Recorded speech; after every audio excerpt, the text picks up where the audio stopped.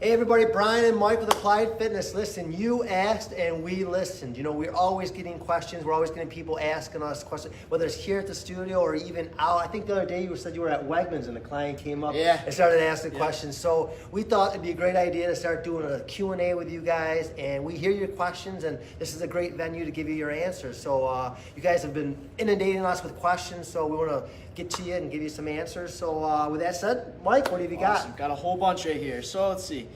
First one, keto versus paleo. The big question. What are your thoughts on that? Keto, paleo, I mean, either one, I'm going to say about this. This is my input.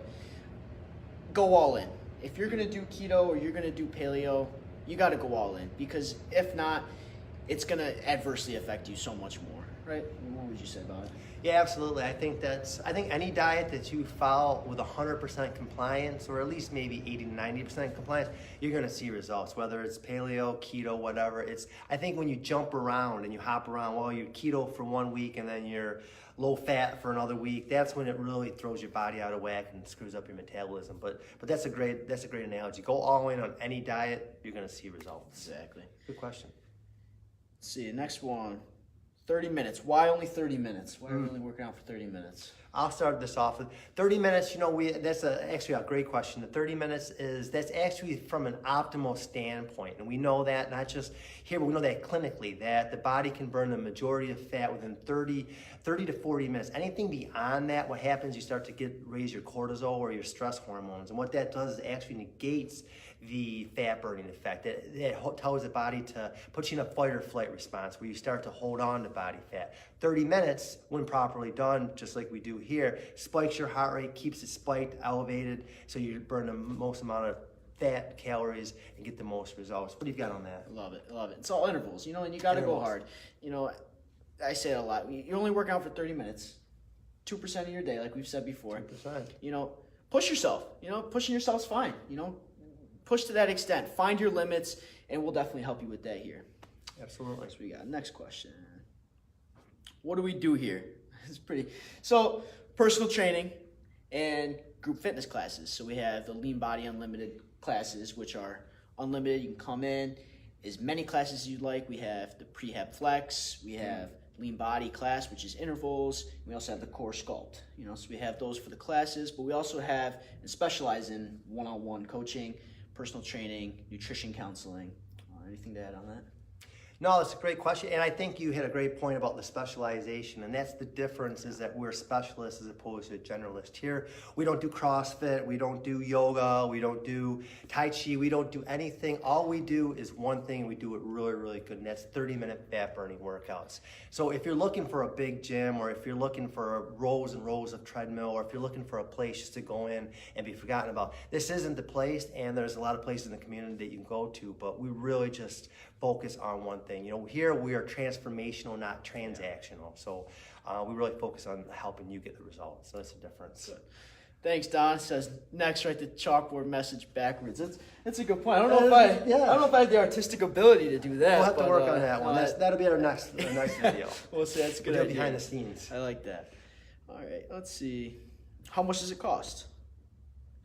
Well, you know what? That's a great question too. The price it varies depending on if it's a private training, semi-private. You know, again, in full transparency, we are a little bit more than others because we do give the most value. So from a price standpoint, it may seem like a little bit more, but from a value standpoint, I mean, you get it all. You know, from the done-for-you menus, nutrition counseling, the workouts, the at-home workouts, we give and provide all of that. So, you know, what do you have to say about that? No, that's good. It's quality, you know. Right. And if you're gonna, if we can guarantee you something, why not pay for it? You know, if someone's gonna guarantee me an answer, I'm gonna pay for that answer. You know, because I'm not gonna be flip-flopping around, and that's what we can do here. We can guarantee, you know, that we're gonna help you. Yeah, great point. How many times a week should I work out? You know, that's something to judge, you know, person to person, and we'll definitely help you with that. We'll figure out what's right for you. You know, just to start, if you're only working out, you know, you haven't worked out in months, you know, I do something every day. You know, do something just a little bit every day, or go hard for 3-4 days a week. You know, but I'm a big believer in you got to sweat. every day. I'm a big believer, sweat every day. So, that's very dependent on the person, but, we'll definitely help you with that. Yeah, great point. And it's all individualization. And to Mike's point, it's, do a little bit every day. We'd rather see you do a little bit every day than be a weekend warrior that just Saturday and Sunday you work out for 2 hours. And you're probably not going to see the best results, and you're probably going to lead to something like an overuse injury. Whereas what Michael was saying, if you do a little something every day, you're going to get what we call the compound effect, and you're going to build momentum, and it's going to build up and build up. And you know what? You're going to make it an agreement with yourself that 15 minutes turns into 20 minutes, 20 turns into 25. Before you know it, half hour is done. You're doing that most days, if not all days of the week. Sweat every day. I like that. We're gonna hashtag that. Sweat every day. I like that. Probably I like that. Take it, but we're gonna do it. Compound effect. That's big though. That's big. It's like your bank account. You just add a little bit every week. Interest. It's just gonna add up and add up and add up. That's a good book to read. The Compound Effect. Dan Hardy, I think it is. But, yeah. That's a good book. I'd check that out, guys. Let's see. That's another one. What is the best way to lose fat? Lots. The best way. Let's start with nutrition. Start with nutrition. Eat right. Eat good foods. Simple tips. Don't eat anything out of a package or anything like that. Eat real food.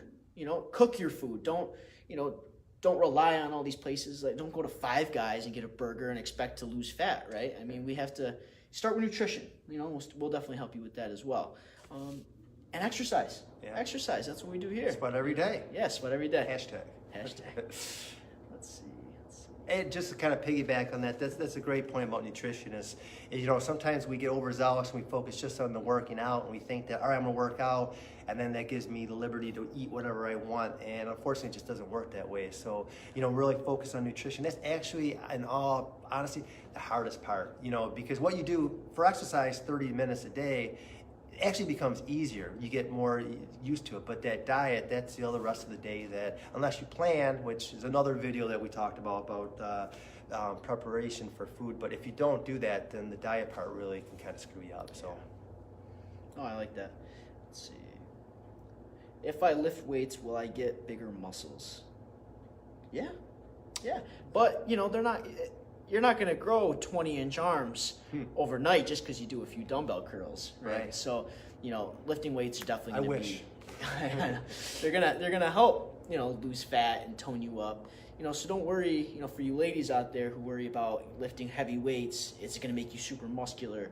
No, you're going to lose the fat before you lose anything. That fat's going to start to turn to muscle. Yeah. And like we said before, muscle weighs more than fat. And it looks a lot better than fat also. Right. So no, don't worry about, lifting those heavy weights and building huge muscles, because that doesn't happen overnight, and it's not something you should necessarily be worrying about.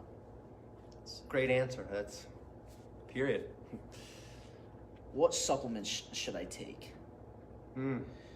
That's very goal oriented. Yeah, right? Exactly. Depends on your objective. So let us know your goal. It's gonna depend. And I don't know about how you feel on supplements, but I'm not huge on relying on supplements. You don't need to rely on these supplements. A lot of people, when they take them, they think that that's gonna be the magic pill, and it's not. So take the supplements to supplement, everything else you're doing. Imagine that. Right? So, anything else on there? No, that's a great point to supplement. I think sometimes people think that they can eat poorly, and if they take a multivitamin, that's going to somehow make everything right. It doesn't quite work. Glucosamine. So I use something for my joints. Glucosamine, joint. And Ryan's a runner. I run a lot too. Knees get banged up when you run. When you lift heavy, elbows, wrists. So that's a good one to kind of strengthen the joints. Aside from calcium and stuff like that. Yeah. Osteobiflex is basically what we're saying here for glucosamine. So yeah, all great supplements. Just avoid any of those thermogenic fat burners with lotions, potions. Stay away from that stuff. Stick with what works. I'll tell you right now, there's nothing that you're gonna rub on your body that's gonna make you burn fat. I promise you that. So don't believe the infomercials that you see and these Instagram models and everything that they're selling, detox teas and detox. All that. So celery. If you don't eat celery, you're gonna burn calories. Yeah, right. So, all right. What else you got there? Let's see. What should my target heart rate be? That's another thing. That's another goal-oriented question. Yeah. The heart rate actually is very individualized, a lot of different factors. We all know the 220 minus your age, which is a good place to start, but there's going to be such factors of what medications you're on, any issues, whether it's orthopedic or cardiovascular issues that we want to kind of manipulate the heart rate. But usually you want to be around 70-75% of your heart rate. And more important than that, I know we all don't wear a heart rate monitor, so that's fine, but it's the talk test. And it's kind of like a couple videos back Michael was talking about, it has to sort of suck, like meaning that if you're exercising, you're on the elliptical, if you can carry on a conversation. Like if we were exercising right now, that would be a way too low of an intensity. Yeah. You want to be out of breath. You want to have a perceived exertion that you know you're working out, and you know that you're working hard, and that you can't carry on a conversation. You can just give very 1 or 2 word answers for a conversation. So instead of heart rate, focus more on perceived exertion. Are you working hard enough? Is your heart rate? You'll know if you're working out hard enough. And what's your thoughts? Well, that's a good answer. And that kind of ties into our next question, which is, should I do cardio first or weightlifting first? Huge question. It's a complicated Yeah, question. It is. Yes. And if you're going hard, like Brian said, and you're pushing yourself and you're exerting in those cardio sessions, in those weight training sessions, then maybe split those sessions up, or just have a 10-15 minute break in between, because your body does have to recover. Because if you're going to go all out in a cardio session, you're going to go all out in a weightlifting session, which is what you should do, then your body's going to be pretty beat up, and it's not going to be able to exert and get the full benefit. And that's what you want. You want the full benefit from it, from either one of them. So you don't want to hinder your weightlifting session. You don't want to hinder your cardio session just because you went hard, and vice versa, right? So definitely, I would say split it up, or take a small break. 10-15 minutes. Maybe have a granola bar. Something to kind of instant carbohydrates would be good. Good idea. If you're going to do the cardio first and then the weightlifting second. What I would say is, if you're going to do that, in one session, I'd say cardio first. It'll kind of get you warmed up for that weightlifting session. Plus, most people are a little less apt to do cardio after they've exerted during a weightlifting sessions. Yeah. And that's actually a great point, is probably just do what you don't want to do first.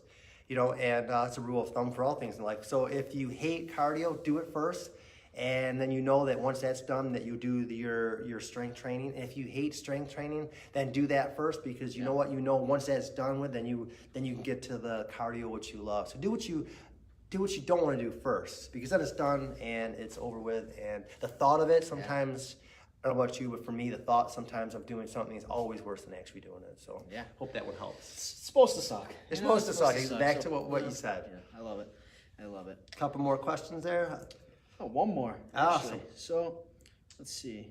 Should I stretch after or before I work out? That's a great question, and probably a little bit of both. I guess more of an active range of motion or active stretching before a workout. Never want to stretch a cold muscle. So always want to kind of do the static stretching. That's where you hold a pose for 20 to 30 seconds. Always do that after your workout. That's always the best time. But maybe active range of motion, as in walking lunges, or something more of a dynamic stretch before you do your workout. Is probably the best and safest and most effective. If you've taken our class, we'll warm up before we're active dynamic stretching. The ADW is what that's called, active dynamic warm up. So definitely dynamic exercises like Brian said.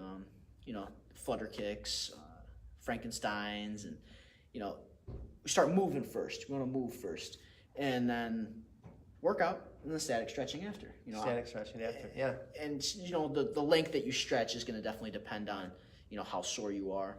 And the big thing I tell the people in the stretching class, the prehab flex that we do here, stay passive. Don't force any of the stretching. A lot of people, when they stretch, they think they need to be pulling their arm as hard as they can, or reaching as far as they have to, and you don't. Just stay passive, stay calm in your breathing, just relax, and know that it's good for you. And just set that time aside, and make that kind of more your meditative part of the day. Yeah. And that's it though, guys. That's all the questions we had. If you have any more for next time, let us know. And thanks for joining us. Yes, and we do apologize, and we know we had other people that have given us questions, but we just wanted to take some of the top ones that were asked more. So we'll get you your questions. I promise we won't forget you. We're thinking about you, and be great, everybody. Anything to say? No, have a good weekend. Awesome. Talk to you guys soon.